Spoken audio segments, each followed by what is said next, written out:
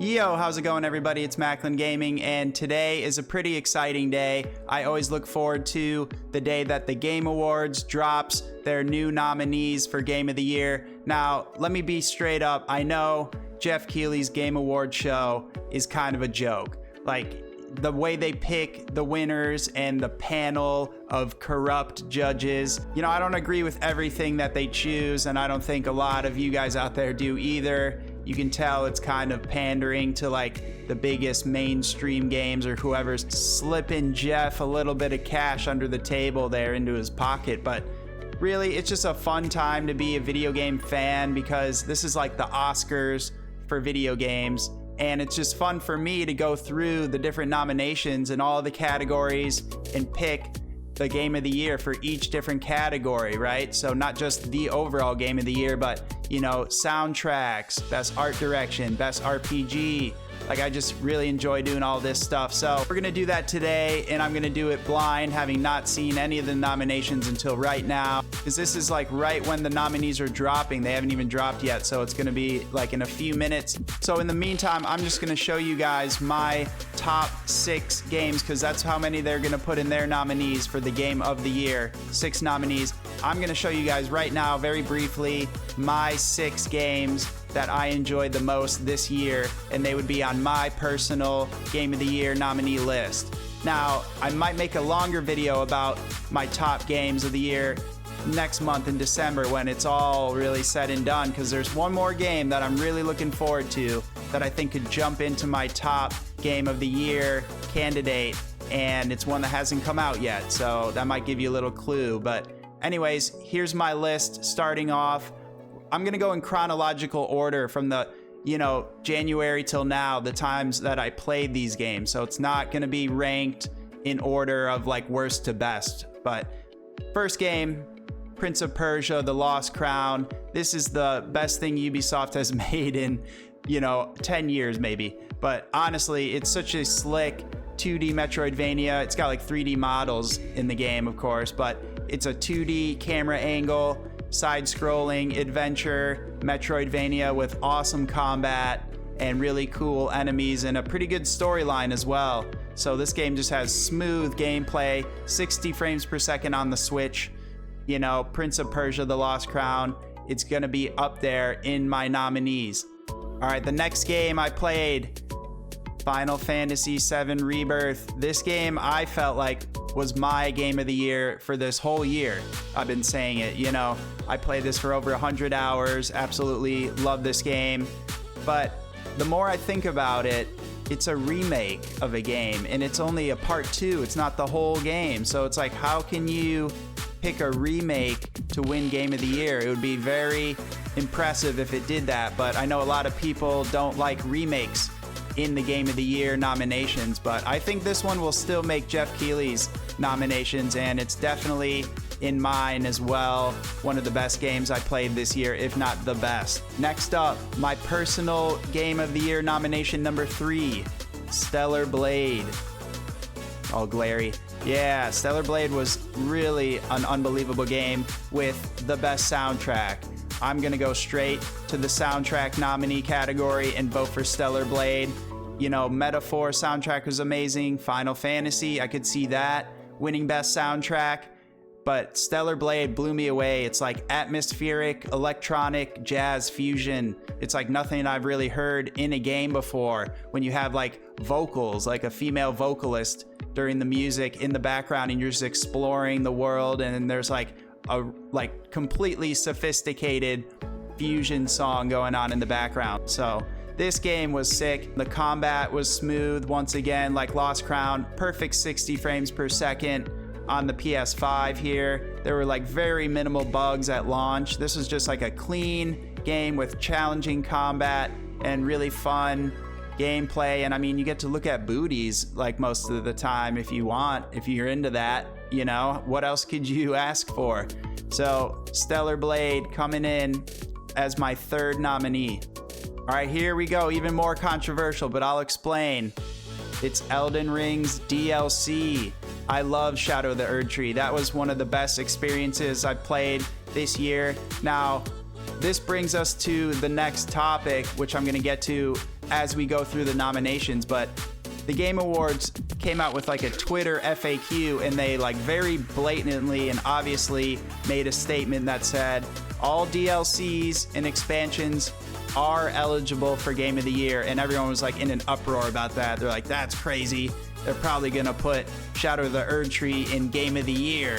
And for me, right now, I'm saying it's personally one of the best games I played this year as a standalone DLC, but I disagree with letting the game be in the nominations for Game of the Year. I do not think it really should do that. Just like I'm on the fence about a remake with Final Fantasy VII Rebirth being in there, I'm definitely off the other side of the fence saying no to DLCs being in the Game of the Year category. However, there should be a DLC category, best DLC of the year, and this would just smash that. So, you know, I love this game, and it stands out even more than like other full-length games that I played this year. However, I still disagree with the Game Awards, and I don't think it should be there in the Game of the Year list, but we'll see. We'll see very shortly.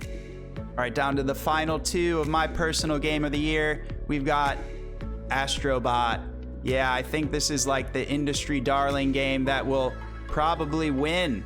That's my prediction. I think Astrobot will win this year, Game of the Year. But for me, it's up there. It's not personally my #1 Game of the Year, but it's definitely up there to see PlayStation come out with this like Super Mario ripoff in the best way possible. You know, I enjoyed every minute of this game, and it's super fun, casual, and then you can also go a little like more challenging and do all the speed runs and stuff. But collecting all the bots and just jumping around the world and using all of the new gimmicks in each level, all the new mechanics that they introduce is like really impressive and really fun, even if a lot of them were like Super Mario ripoffs. But still, love it. I love Mario and I love Astrobot. So this was one of the best games of the year for sure. All right, I'm down to my last Game of the Year nominee, and it is Metaphor. What else could it be? I mean, this game is unbelievable. I'm not finished with it yet, but I'm getting through almost to the end, and it's just unbelievably good.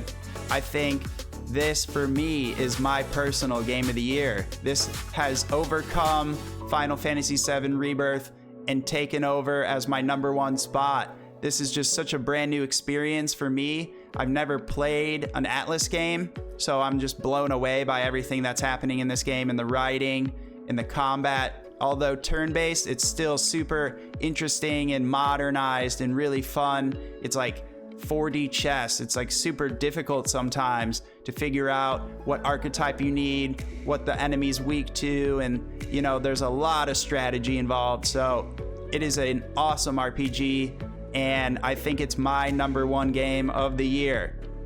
But with all that said and done, let's look at the Game Awards nominees and make our picks. All right, the music's going off for this. We're getting serious. I was trying to load this page for like 15 minutes and it was all frozen and broken because I guess Jeff Keighley's Game Awards are breaking the internet, or just their page was kind of broken and slow. But I think we are here and we're able to vote now. So let's get into it. All right, guys, the loading times are brutal on these pages, but we just got to the Game of the Year. Look, Metaphor's image just loaded in. Game of the Year, yes, they did it. Look right here. This is going to be just outrage. I can tell already. There's going to be whole videos dedicated to this. They've added the Shadow of the Erdtree DLC to the Game of the Year. And man, all year I wanted to pick Final Fantasy VII Rebirth, but I'm going to make a stand here. I'm not even going to pick Elden Ring's DLC. I'm going to pick Metaphor. I have to sign in. All right, we'll just quickly sign in with Google. Cut out my personal information. All right, here we go. I'm locking it in. The biggest decision first. Metaphor, get that over with. Next category. Best Game Direction, awarded for outstanding creative vision and innovation in game direction and design. That could be Black Myth Wukong, because they were so creative with all the bosses. I found this game to be extremely challenging, and I almost got to the end. I'm like chapter 6, but I didn't finish it. But I think I'm actually going to give this to Black Myth Wukong. It had incredible game direction, and like the cutscenes and animations were out of this world. Best narrative. Ooh, I want to give it to Final Fantasy, but I think they made some actual blunders. I think they made some mistakes trying to weave in that alternate dimension and the whispers, like the way they messed up Aerith's death. Oops, spoiler, sorry.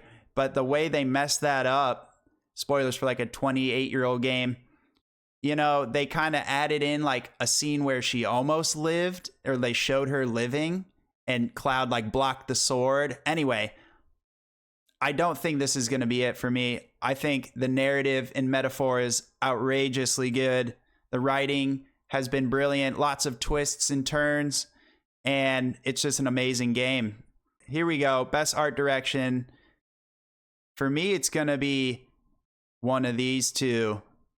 But Elden Ring's gotten this already, you know? Like, Shadow of the Erdtree looks phenomenal, but I think for best art, once again, the bosses and just the imagery and the visuals of Black Myth Wukong. I think I have a hard time voting for Elden Ring in the year 2024, you know? I'm sorry. One of the best games I've ever played in my life, but it already won all these categories, so not going to vote for the DLC there. Black Myth Wukong should win that. Oh, here we go. This is the one I couldn't wait to do, and look, the image isn't even loading in. I want to vote for it before it even loads in, baby. Stellar Blade, best soundtrack. I could see these two winning, though. For sure. Amazing soundtracks everywhere. Let's just vote that in. That's been my pick all year. I'm sticking with it. Best audio design. Could be Astrobot. You know, audio design is not music, but like the sound effects. And, you know, I think they do a really good job at PlayStation with like sound effects and the haptic feedback. So I'm just going to give that to Astrobot. Very nice audio and sound design there. You know, I loved Final Fantasy VII Rebirth, but I haven't been able to give it any votes. Brianna White, Final Fantasy VII. She's in, they don't tell me who she is. Was she Aerith? I honestly haven't played any of these other games, so I'm just going to vote. I think that's Aerith. So we'll give it to her. Good job. Innovation in accessibility. I don't know too much about this, because I know this is going to be for, you know, either like hearing impaired, seeing impaired people, or like, you know, kinetically impaired. I don't know what you call it. You know, they have to use different control schemes and stuff. Man, I don't know which one would have been the best for this, but hey, look, I got to vote Prince of Persia for something. I mean, this is in my overall Game of the Year nominees, so I played Diablo 4, but that wasn't even this year. Came out last year. I'm going Prince of Persia. I can only really pick games I've played. Isn't that fair? Games for Impact. Unfortunately, did not play any of these. Oh, what's down here? No, I didn't play that either. So we're just going to pick Hellblade 2 because that looked kind of cool. I don't know what else to do. I haven't played any of those, so we're moving on. Okay, best ongoing, like live service. Ooh, I have played a lot of Destiny 2, and I heard the final shape was really good. And I also played Diablo 4. I enjoy Diablo 4. I haven't played Helldivers 2. I used to ball out with Fortnite with my friends, but this is tough. I don't know who will win this. But I personally enjoy Diablo 4, and I know they put a lot into the end game over there with the developers and Rod Ferguson, or is it Ron Ferguson? I heard him talk a lot in this one podcast interview, so he seemed like a cool guy. We'll give it to Diablo 4. Best community support. Baldur's Gate. And then some other live service games, ongoing games. I know this game pretty much swept last year, so, and I know this game fell off, Helldivers 2, with the community support, so I don't know if I can pick that either. Damn. We'll just give it to Final Fantasy. I'm in the Final Fantasy mood this year, this whole year. So we'll give it to Final Fantasy 14. I think they have really improved the game, right? It used to be trash and now it's really good. So that's got to mean something. Best indie game. Well, I haven't played any of these, I'll be fair, but I hear a lot of good things about Balatro. So we're going to go with Balatro. It's on the Game of the Year list. I wonder if anyone will vote for that. That'd be insane if it actually won. Best indie debut, okay. Balatro. I'm not even a poker guy. It just, everyone says it's super good. Oh, best mobile game. I've been playing a lot of Pokemon TCG Pocket, and I've been enjoying it. And you know, if there's a Pokemon game on here, I'm going to vote for it. So without even waiting for the images to load in, the site's moving so slowly, it's kind of annoying me. We're giving that to Pokemon TCG Pocket. Best VR. Ooh, I hear really good things about Batman Arkham Shadow, actually. I'll just give it to Batman. I've heard some really cool things about that VR game, but haven't played any of these. I don't own a VR headset. Moving on. Oh, best action game. For me, it's between these two. I would say this game was so punishing, it made me enjoy it less. I know that's rough to say. I think a lot of people love this game. Action. I want to vote for Stellar Blade, but I think Black Myth Wukong's going to win. And there's a lot more like you can do, I feel like, in the combat. So although I enjoyed Stellar Blade more, I'm going to vote for this. I think it's going to win. Best action adventure. So this is mostly like best adventure game. Ooh, I could vote either between either of these two. But I'll give it to Astrobot. I loved Astrobot, and I don't think I voted for it yet. Oh, audio design. But yeah, I've gotten 2 good votes out of these. So let's keep it moving. Best RPG. You know it's going to be Metaphor. This is my game of the year. It's going to be my RPG of the year, too. Dragon's Dogma 2 is good. It just wasn't outstanding for me. Best fighting game. Oh, yeah. I'm voting DBZ. Sparking Zero. It's the only one I played, but that's an automatic vote. I love DBZ. I know it's just Dragon Ball, but Dragon Ball Z was my shit.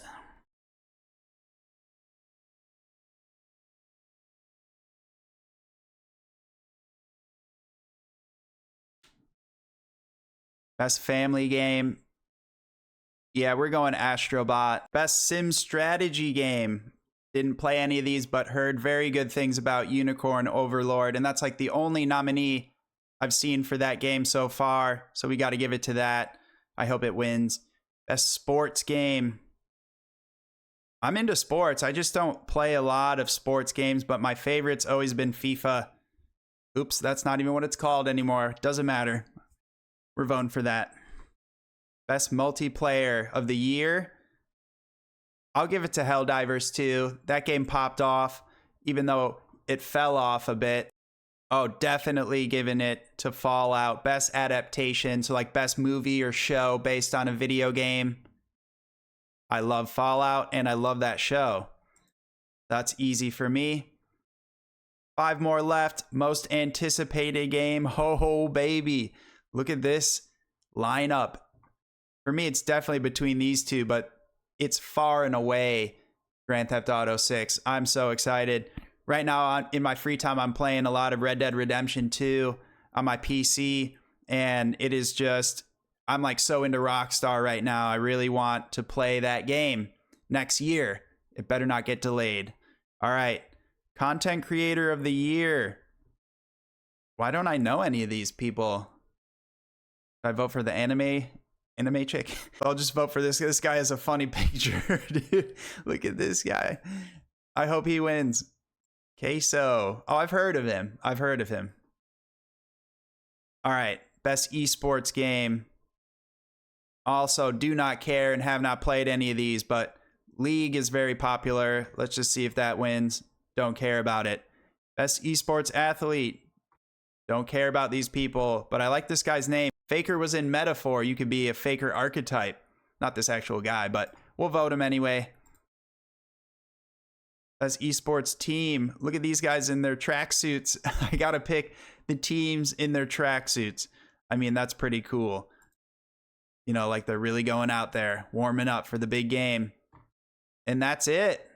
Those are all the votes done. Finally made it through. This website was so buggy and laggy at first, but finally towards the end, they got it together. Hopefully Jeff Keighley's award show will get it together as well when they finally present all these things. But that's going to do it for me. I enjoyed making these picks. Let me know what you guys picked for Game of the Year. And are you outraged that Shatter the Erd Tree got nominated for that? Leave a like, subscribe, and I'll see you guys in the next video. Peace.